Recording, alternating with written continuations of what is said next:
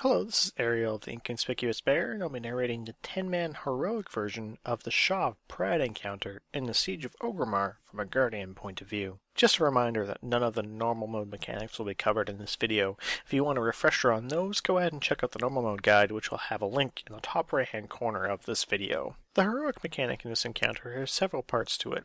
The first is rifts will open up throughout the room in random locations, and these will shoot bolts toward a random raid member. Now, these bolts have travel times. It's going to take longer for something from a rift further away to reach its target. The target location will appear as this pulsing kind of blue AoE get thing on the ground. If you're standing in it when the bolt hits there, you'll take 350,000 shadow damage, plus you'll gain 5 pride. Obviously, the goal is to not stand in these, and as a tank, you should never really have a problem staying out of them because you just have a large area to move where there's only 2 of you, so it should be fine. Now, when you close a rift, you do this by running into it. You will take 250,000 shadow damage and gain a debuff for 1 minute, which prevents you from closing another rift. This is presumably because tanks could just run around and close them all day without any problem, and it wouldn't matter. So you have to, it's forcing your other raid members to also close the rifts. The second change to how you approach this encounter in Heroic is the tanks will primarily be responsible for killing the reflections, which spawn periodically. This is because they will actually hurt people who are not tanks when they spawn. So whoever is not tanking when the reflections spawn should be the person running and picking them up. Gorfine's Grasp is super useful here, as trying to run around and grab all of them while they're spawning without Gorfine's Grasp is a huge pain in the ass, especially since you have a limited window, because otherwise you have to taunt the boss really pretty shortly after the reflections spawn anyway. At that point, after you grab them all, just kill them. You can just drag them back to your crow tank, and but the 2 of you can just kill them without any worrying about them at all. For legendary items, you could totally go with a legendary metagem if you wanted to, but again, that requires you to have 2 helms, 2 comparative helms, which typically isn't something that's going to happen for your average tank.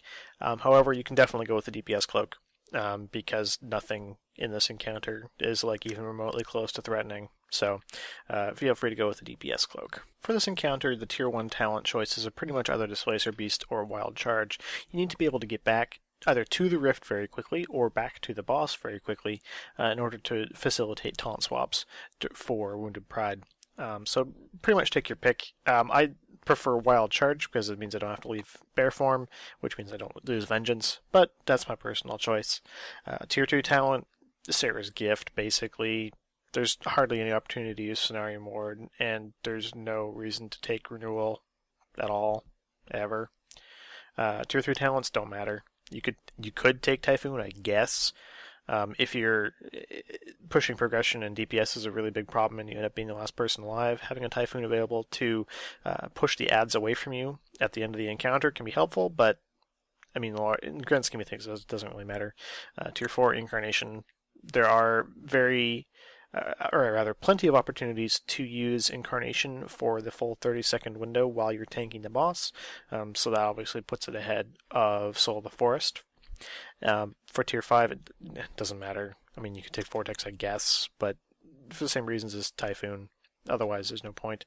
And Tier 6, you could theoretically take Heart of the Wild and get some use out of it, but I would just prefer to use Nature's Vigil and pop it for the 30-second windows where you know you're going to be tanking, where you can combine it with both Berserk and Incarnation. As for special things that Guardians can do specifically, there's no real window to use Tranquility.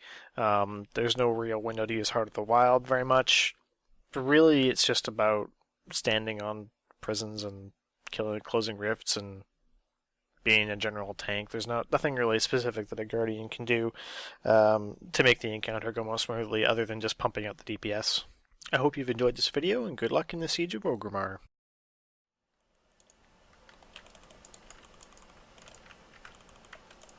Add some 5.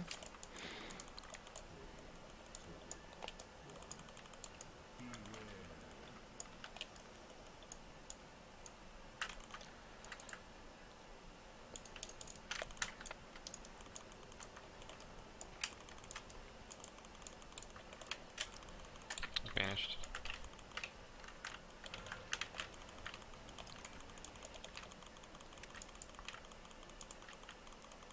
Prison 3.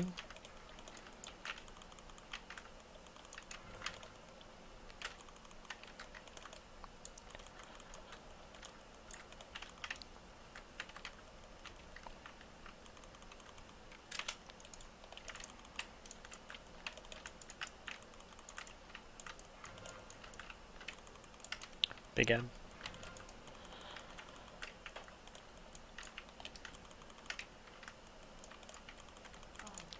Swell.